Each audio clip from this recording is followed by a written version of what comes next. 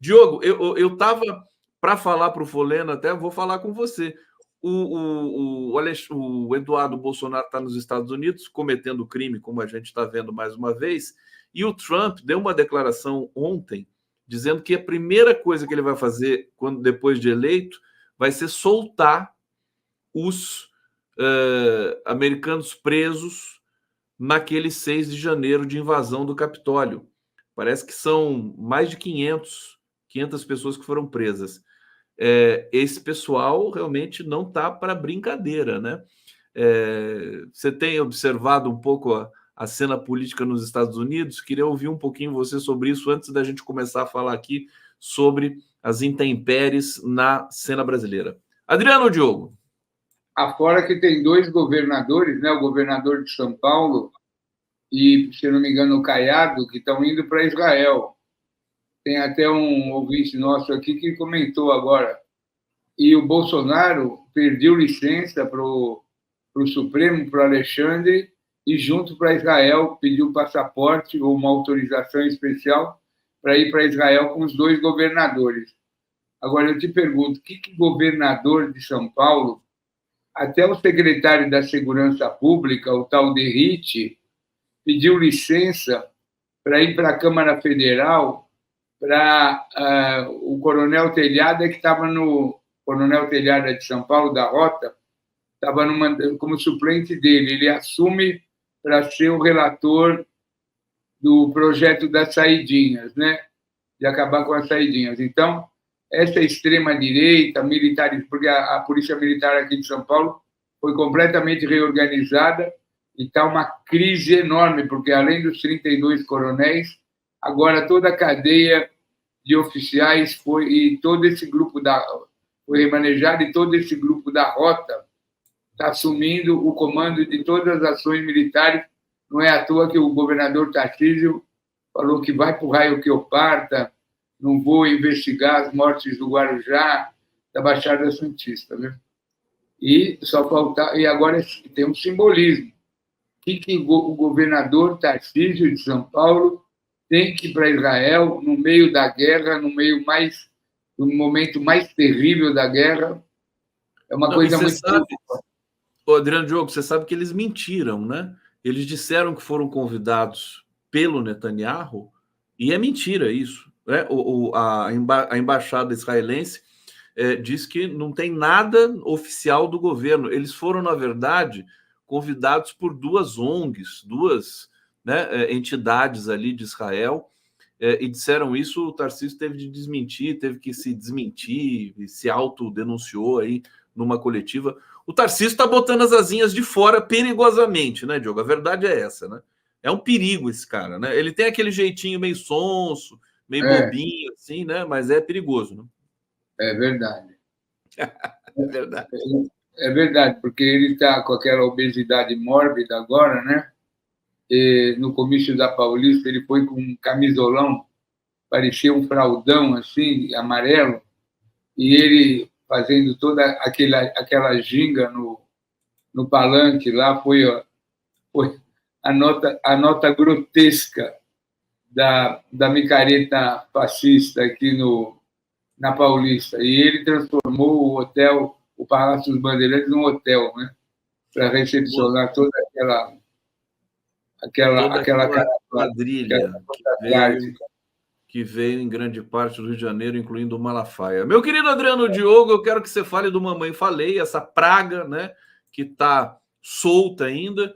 Ele publicou um vídeo que mostra sua viagem a Marajó e tentou plantar uma denúncia de que havia ali abusos sexuais de menores. Ele próprio convidou duas meninas menores de 18 anos para irem ao hotel dele e combinou um flagrante das mesmas com a Polícia Federal. Um escândalo, está sendo investigado. Parece que ele já assumiu a culpa disso aí, está pedindo arrego e desculpa agora.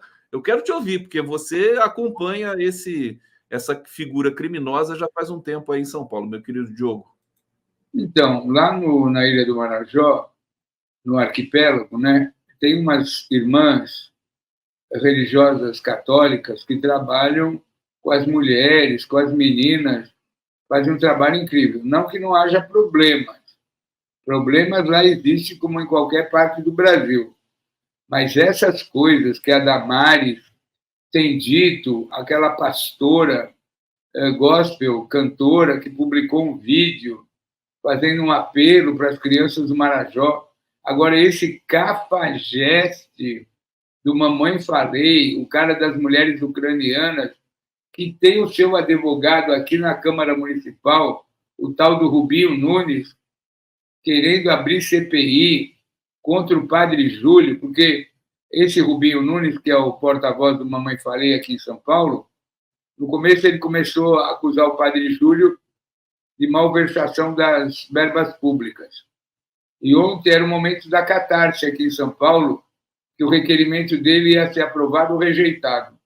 Ele percebendo a perda de objeto, quer dizer, não tinha cabimento, o padre Júlio não tem vínculo com nenhuma organização social, não usa dinheiro público, ele mudou, o Rubinho Nunes, ele mudou o objeto para investigação da vida e dos abusos de padre Júlio. Então, é uma cadeia. Damares Alves, aquela pastora que gravou o vídeo sobre as crianças de Marajó, aquela coisa toda, e agora só faltava Mamãe Falei ir para o Marajó fazer prova de vida e entrar nesse negócio. Eu espero que esse cara definitivamente seja preso, né? Preso, porque, como se não bastasse o exemplo, vamos recordar aqui para o nosso público o que foi o caso das ucranianas. O Rubinho Nunes e o Mamãe Falei, que era deputado estadual aqui em São Paulo, que foi até candidato a prefeito, a governador, alguma coisa, esse Mamãe Falei, eles foram lá para a Ucrânia. E aí a deputada Isa Pena, que estava no mandato, que era do PSOL, foi do PCdoB, o Mamãe Falei liga para ela lá da Ucrânia. Isa, você não imagina como é que é aqui, como as mulheres são fáceis, é só abordar, elas são lindas, de olhos azuis, aqui qualquer mulher você consegue com a maior facilidade. E ele estava se referindo àquela filha de mulheres que ficava aguardando documentação para poder passar a fronteira e fugir da guerra, junto com seus maridos. E esse cafajeste transforma as mulheres ucranianas refugiadas, fugidas da guerra, como se fossem garotas de programa. Isso teve uma repercussão mundial, no mundo inteiro, né? Então, e aí não houve outro jeito da Assembleia Legislativa cassar o mandato dele. E ele tem um prolongamento, que é o seu advogado, Rubinho, que está na Câmara Municipal de São Paulo, que todos os dias produz notícias, fatos, apoiado pela revista Oeste, aí, do Centro-Oeste, do agronegócio, para pedir a cassação, a perseguição a padre Júlio Lancelotti. Então, esse absurdo. Pode falar.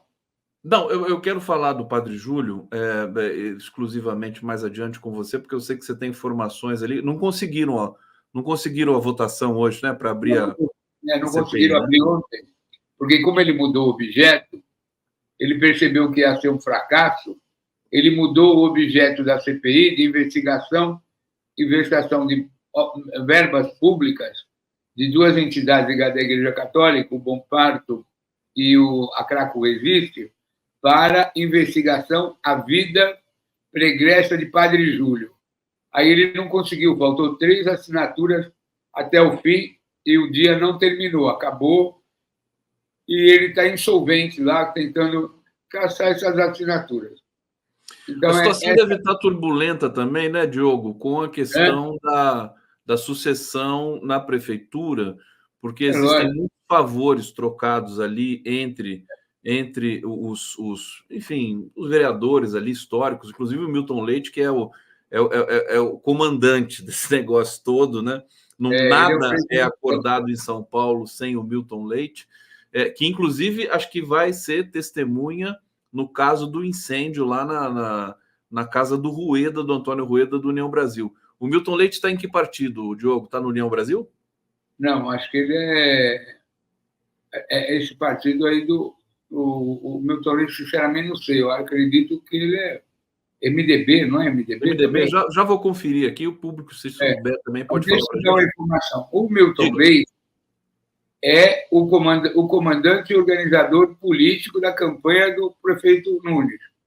O que o Milton Leite, percebendo que essa prefeitura não vai continuar na mão do atual prefeito, né, que não foi eleito, era vice do Bruno Covas, ele está tentando permutar a presidência da Câmara por uma vaga no Tribunal de Contas do município, mesmo antes da vacância, porque existem o mandato dos conselheiros, o mais idoso, já enfim, faltam 4 anos para terminar o mandato de um vereador que é conselheiro do Tribunal de Contas. Mas, pressentindo uma enorme catástrofe, esse presidente da Câmara já está tentando se homiziar lá no Tribunal de Contas, se refugiar. Agora, por que, vamos traduzir aqui para o nosso povo, por que Rubinho Nunes, embora protegido pelo presidente da Câmara para instalar a CPI contra o Prado de Julho, não está conseguindo seu objetivo? Porque se essa CPI, com todas essas irregularidades, com todos esses absurdos, for aprovada, isso vai cair na conta de quem? Do prefeito. Imaginem os senhores, todo mundo sabe que Milton Leite é o porta-voz do prefeito, que esse Rubinho Nunes foi relator de vários projetos urbanísticos de interesse do prefeito. Então, essa CPI, se for aprovada, vai ter a digital do prefeito de São Paulo. Então, deve estar uma tensão intramuros enorme se a base governista, porque número de votos eles têm mais do que suficiente para aprovar, porque essa CPI vai cair no colo do prefeito, na campanha do prefeito. E tudo que esse prefeito não pode e não quer é afundar mais. Né? O Nunes está fugindo de confusão desde que acorda até na hora de dormir, né? Ele só faz isso. Só faltava uma CPI, desculpa. Só faltava uma CPI contra o Padre Júlio, que tem todo esse carisma, toda essa aura, toda essa coisa da santidade, né? Da população de rua, da AIDS, tantas coisas desse Padre Júlio, das crianças da antiga FEBEM. Então, esse Padre Júlio ele é um símbolo, né? Um símbolo não brasileiro, internacional e tudo mais. Tem admiração por ele e tal. Olha, deixa eu trazer aqui, o Diogo, comentários do povo. O Robson Souza está dizendo aqui, Milton Leite, vereador pela União Brasil. Eu estava desconfiado que ele era do União Brasil. Partido de aluguel, né, meu querido Diogo? Barriga de aluguel. Porque ele foi arrolado como testemunha no caso da crise lá no União Brasil, que a gente vai falar disso na sequência aqui, hein, Diogo? Deixa eu só verificar uma coisa aqui. Diogo, fala um pouco sobre essa questão aí do União Brasil para a gente. Bom, o Folena já abriu a capivara deles, né? De onde eles vieram. PDS, DEM, toda essa sequência de partidos que foram fundidos, que foram se fundindo ao longo dos anos, e aí essa vetusta figura do Bivar, presidente do União Brasil. Esse União Brasil deveria ser o receptáculo, digamos assim, da candidatura do Bolsonaro. Tudo foi preparado, toda essa entourage, toda essa filiação, toda a fusão desses partidos para receber Bolsonaro. Aí não deu certo, né? Bolsonaro foi procurar outro partido, foi lá com Valdemar da Costa Neto, no partido Valdemar, porque Bolsonaro passou por várias legendas até se consolidar como... E essa União Brasil, que é um saco de gatos, de partidos de todas as tendências, de várias origens, agora está metido nessa crise a ponto de ter havido esse atentado ontem, com incêndio, e agora acusando que o próprio Bivar... Agora, o que tem uma notícia subjacente que preocupa todo mundo? E o sujeito que pode substituir o Bivar pode ser o substituto de Lira na presidência da Câmara Federal. Vocês imaginem, né? Então, esse ano aqui, de 2014, o que significa? É o ano da derrama. O ano da derrama. Vai haver uma irrigação de dinheiro para as campanhas eleitorais, financiamento público para campanhas eleitorais, para todos esses partidos absurdos, artificiais, que não têm base legal nenhuma, que foram verdadeiros arranjos, que foram organizados nesses períodos autoritários. Então, o que acontece? Imagina esse povo, daqui 30, 60 dias, recebendo essa quantidade enorme de dinheiro, pagando cabos eleitorais ligados a facções, crime organizado, milícias, esse dinheiro público do povo brasileiro irrigando campanhas miliardárias da Amazônia ao Rio Grande do Sul. Então, é muito preocupante, é muito preocupante. Por isso que outro dia até perguntei, você perguntou, por onde anda Valdemar? Valdemar está quieto, está mudo, esperando o prazo eleitoral para receber essa bolada, porque Valdemar vai ser o beneficiário número 1 desse dinheiro público para oficializar, para irrigar as campanhas. Valdemar pode eleger centenas, milhares de prefeitos em todo o Brasil. E essa União Brasil não tem nada diferente, talvez não seja o maior arrecadador, não sei se é o terceiro, mas eles vão receber muito dinheiro. É o terceiro, né? Primeiro, hoje está o PL, né, que tem o maior fundo eleitoral, o PT vem em segundo e União Brasil vem em terceiro. Agora, Diogo, eu nunca tinha visto tamanha violência numa disputa pela presidência de um partido. É porque eu sou muito novo, né? É por isso. Você é novo, não é uma coisa assim, quer dizer, impressionante, né? Botar fogo na casa do Rueda, quer dizer, claro que vão investigar, mas é uma situação tão escandalosa, né? De disputa, incendiar a casa de praia lá do Rueda e a casa da irmã também. Então, o nosso amigo Polena já te deu uma radiografia dos partidos políticos, mas vamos fazer uma breve retrospectiva a partir da ditadura. Antes da ditadura, o Brasil tinha uma quantidade pequena de partidos. O PTB, né, do Getúlio Vargas, do João Goulart, era um grande partido. O partido do Adhemar de Barros, que acho que chamava PSD, tinha o partido do Tancredo Neves, que era um partido... Bom, havia 4 ou 5 partidos, né?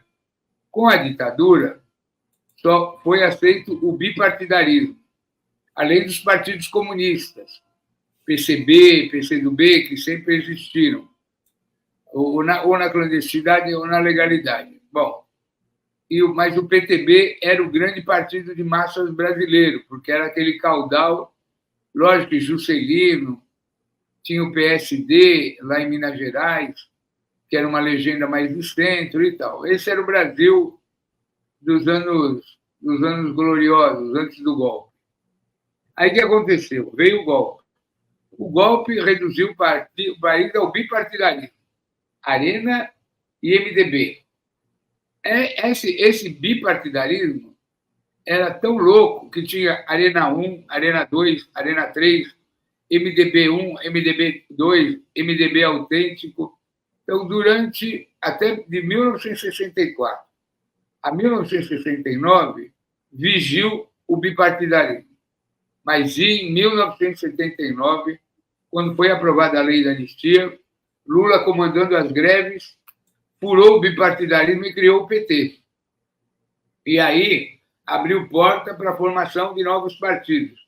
Foram legalizados os partidos comunistas, e aí começou a ver o Leonel Brizola, que era o caudatário natural do PTB, um grupo de direita se apropriou da legenda do PTB, ele foi obrigado a formar o PDT. O Partido Comunista foi assaltado por um grupo de direita que formou o antigo PPS, e assim os partidos começaram a se desenvolver já no período ainda no fim da ditadura, e para participar das eleições de 1982, onde Lula disputou a sua primeira eleição como candidato a governador do estado de São Paulo. Bom, de lá para cá, foi feita a Constituinte, né, aquela coisa. De lá para cá, houve essa aberração, né, desses partidos que foram criados ao longo do Brasil, que foram meras caixas de arrecadação, e, como disse o Polena com muita propriedade, são partidos irrigados por empresas. São empresas com legenda de partido. E agora que a Justiça Eleitoral está muito solicitada, né? Não é à toa que até a Conja, Rosângela Moro, saiu candidata por São Paulo, conseguiu domicílio eleitoral em São Paulo. Tal a bagunça que está no escândalo, né? Essa história da Rosângela Moro, se ela não for caçada agora, esquece, né? Não tem justiça eleitoral no Brasil. A Conja, quer dizer, o marido sai candidato a senador pelo Paraná, e a Conja, que nunca veio a São Paulo, não sabe nem o endereço do escritório dela, do apartamento dela, é deputada federal por São Paulo. Então, vejam o nível de aberração que está a organização partidária no Brasil. No Brasil. E essa é a organização partidária, essas empresas de franchise, né, que são empresas, elas vão ser irrigadas por uma cascata de dinheiro nunca visto na história do Brasil.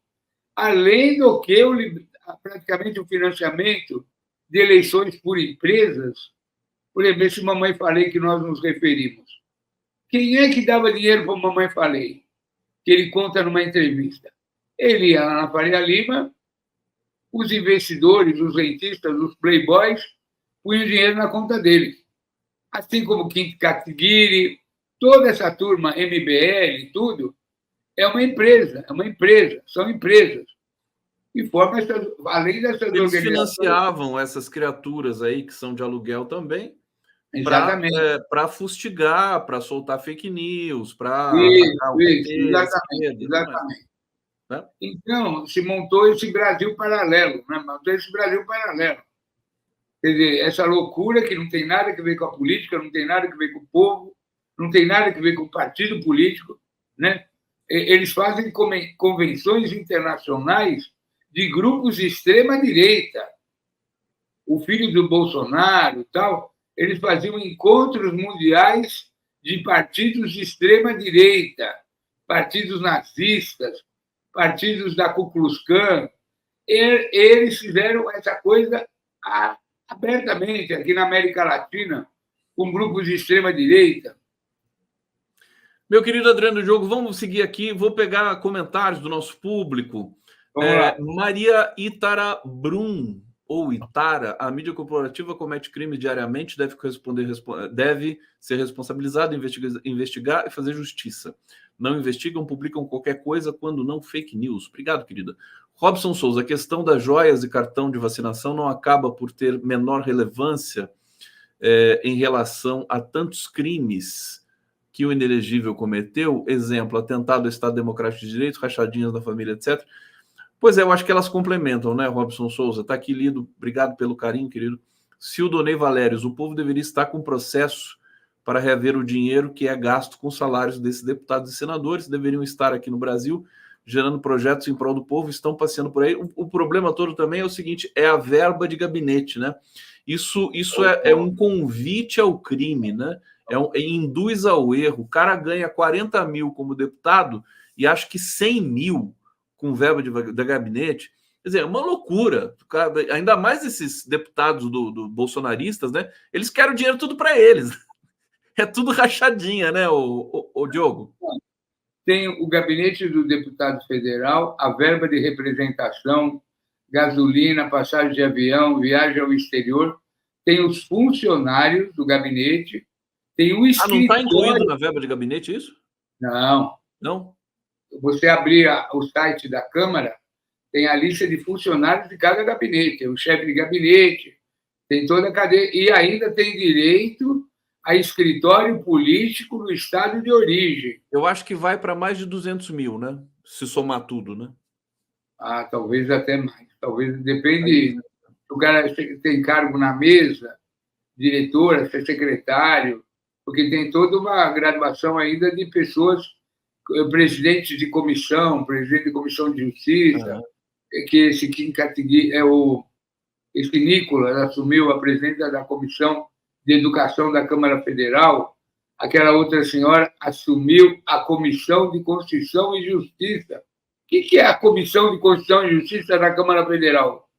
A Comissão de Constituição e Justiça, ela faz a leitura prévia de todos os projetos do Executivo e de todos os deputados, e ela manda tramitar nas comissões de mérito, assim chamadas, o projeto de lei. Então, você imagina uma senhora daquele porte, uma semi-analfabeta, uma analfabeta política, uma racista, fascista, presidente da Comissão de Constituição e Justiça da Câmara Federal. É como se fosse um ministério. Então, você imagina a quem o país está sendo entregue. Nicolas Ferreira, o menino lá de Minas Gerais, que disse outro dia numa entrevista, não estou nem aí se a Terra é plana, quadrada ou redonda. Para mim não interessa. Isso é uma bobagem. Né? Então, você imagina, nós estamos entregues na mão desses sequazes, desses loucos, desses tarados. Isso é a composição política da Câmara Federal. Pois é. Imagina você como está a nossa... Então, o Jorge Folheira falou aqui com muita propriedade. O Brasil, Conde, aguenta, no mínimo, 6 partidos. 2 de direita, 2 de centro e 2 de esquerda. Não tem espectro maior. Você vê nos Estados Unidos, até um comentário aqui, lógico que tem pequenos partidos, mas tem 2 grandes partidos, republicano e democrata. Nos Estados Unidos tem uma infinidade de partidos daninhos. Uma infinidade de pequenas legendas. Você viu agora em Portugal. Teve a eleição lá em Portugal, que a direita ganhou e os socialistas ficaram em segundo, e a extrema aumentou, a extrema-direita. É uma composição pequena, mas no mundo inteiro é assim. No mundo inteiro. Não tem variedade tão grande. Digamos que sejam 3 de esquerda, 3 de centro e 3 de direita. Isso dá mais do que suficiente para trazer o espectro político do Brasil. Concordo com o Diogo. Faz tempo que a gente está precisando de um enxugamento aí, né, nessa estrutura partidária. A Sheila Dávila Keppel, Tarcísio é ex-capitão da turma do Heleno do Haiti. Norma Serra, Conde, quem votou no Tarcísio foi o povo de São Paulo, não importa de onde veio, a verdade é que foi legitimidade pela maioria. Horrível, mas verdade. Tudo bem, a gente sabe disso. Rodrigo Medeiros, mas o que não nos impede de fazer a crítica constante, né, para um governo que parece absolutamente desvairado no que diz respeito à questão de segurança pública, né, matando gente aí, né, na Baixada Santista de maneira absolutamente desproporcional. Rodrigo Medeiros, Super Conde, boa tarde, comunidade do bem. Cecília Auxiliadora, te admiro, senhor Diogo. Rodrigo Medeiros está dizendo, Conde, a solução para a esquerda não é estruturar uma direita democrática? Caramba, eu falo isso faz tempo, hein, ô Medeiros? Porque o fascismo foi derrotado pelos comunas, hoje só temos centro-esquerda e fascismo. Aí não dá, né? Então, que montar um PSDB democrático. Eu tô achando que isso é uma das funções primárias do Partido dos Trabalhadores, já que é o maior partido brasileiro, Diogo, e você é integrante desse partido, de viabilizar, né, e de até ajudar a constituir um partido que seja de direita democrática, né, ou centro-direita, que possa polarizar democraticamente com a esquerda. Você não acha isso? É da natureza humana, né? Até tem uma senhora aqui que perguntou como é o nome dessa nova presidente da Comissão de Constituição e Justiça. É Caroline Detoni. Excelente, muito bem, esclareceu no ar. Mas vamos lá. Então, como existe o espectro político brasileiro, comporta, sim, partidos de direita democrática. Ocorre que a extrema-direita sequestrou a direita democrática e avançou em direção ao centro. O PSDB se tornou insolvente. O partido que, fundado lá por Mário Covas, Franco Montoro, no fim da ditadura, daquele racha do MDB, aqui em São Paulo, e que elegeu Fernando Henrique, acabou, presidente da República, acabou. Virou pó. Aécio Neves levou-os à desgraça mais terrível, a maior humilhação de todos os tempos. Não é à toa que Alckmin, que é da mesma cepa de Mário Covas e dessa geração, hoje é vice do Lula, no partido PSB.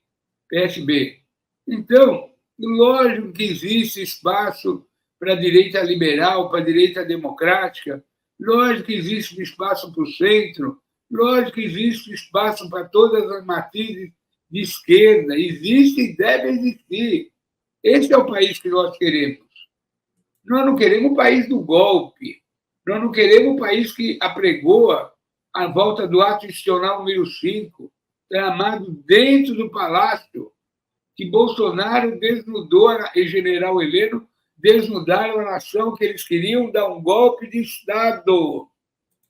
Bolsonaro, General Heleno, Braga Neto, toda aquela cúpula preparava, e agora os depoimentos que aparecem todos os dias, que a alta cúpula das Forças Armadas dialogava, tanto no depoimento de Mauro Cid, como de outros generais.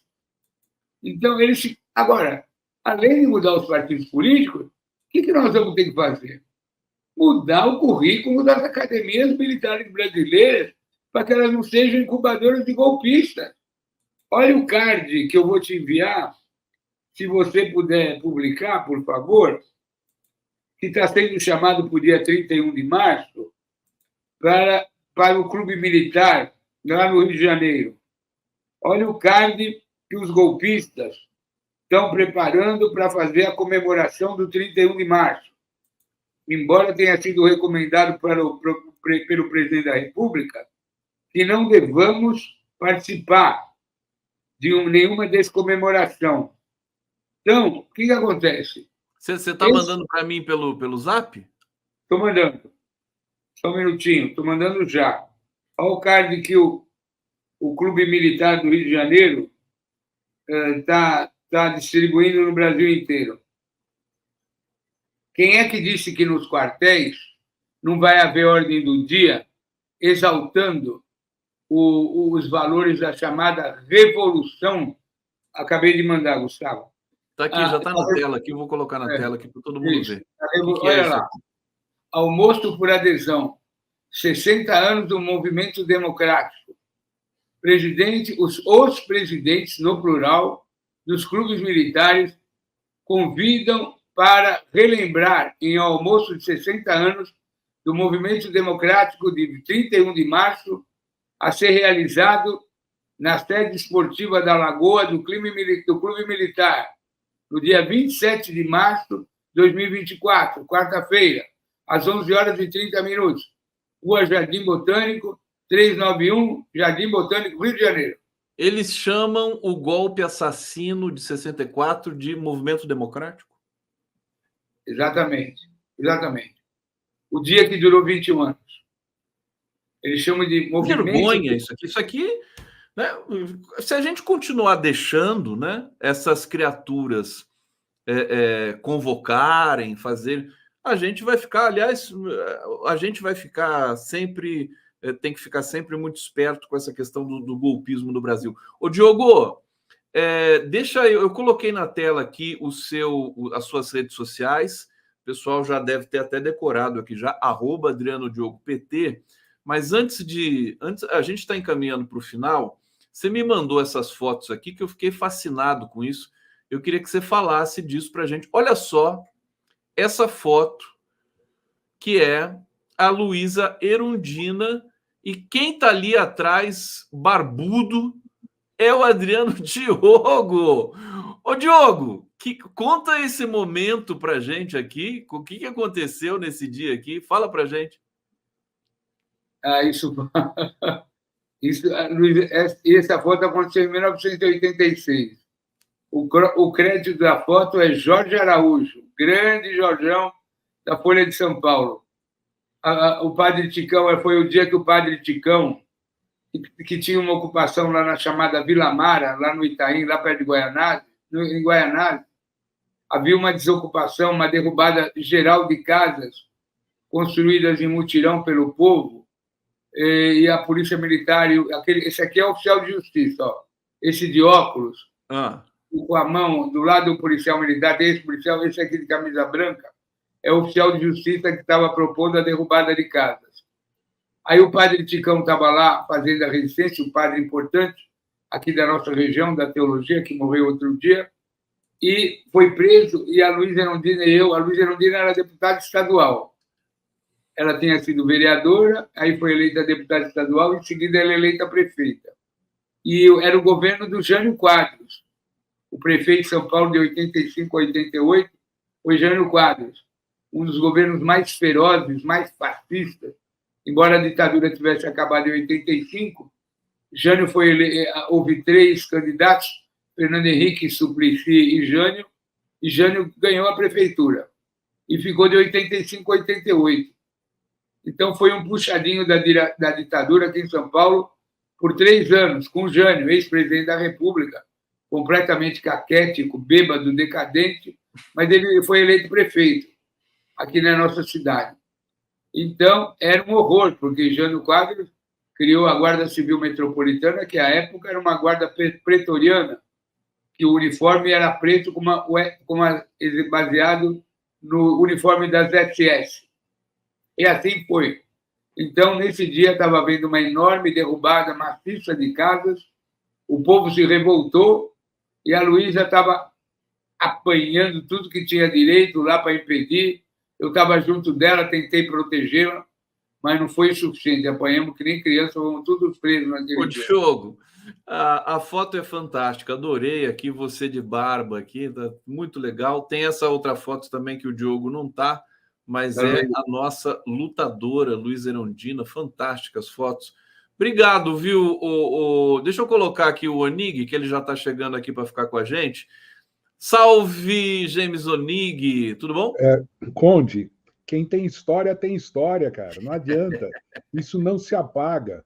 Na hora que esse homem desce a rampa da PUC, a gente juntava em torno dele, e a gente ia subindo até a 333. Não, mas tem que fazer isso, tem que fazer aquilo. E era, assim, de arrepiar, só de pensar que eu tô com ele na tela aqui. Tô com o Diogo e não abro aqui. Olha só, mais uma vez para vocês aqui, o Diogo barbudão, e ali com todo vigor, né? Indo para cima ali, abrindo o caminho. Tem um último comentário aqui que eu vou trazer, ainda com o Diogo presente, que é a do Tabacou. Ele está dizendo o seguinte: hoje é dia de começar a fazer vídeo. Façam vídeo sobre o Padre Júlio Lancelotti e Padre Júlio. Tweetem, use a palavra Viva Padre Júlio. #Brasil, Núcleo de Inclusão e Reflexão. Hashtag NIR, inclusão. Hashtag inclusão. Ele está dando aqui as tags, né, para a gente marcar no Twitter. Então tá aqui, Tabacou, obrigado, viu, pela participação e pela dica que você dá. É o dia realmente, todo dia é dia de solidarizar com o Padre Júlio Lancelotti, porque ele é atacado todo dia por essas figuras, criaturas extravagantes aqui da cidade de São Paulo. Obrigado, Adriano Diogo! A gente se vê na semana que vem, querido. Obrigado!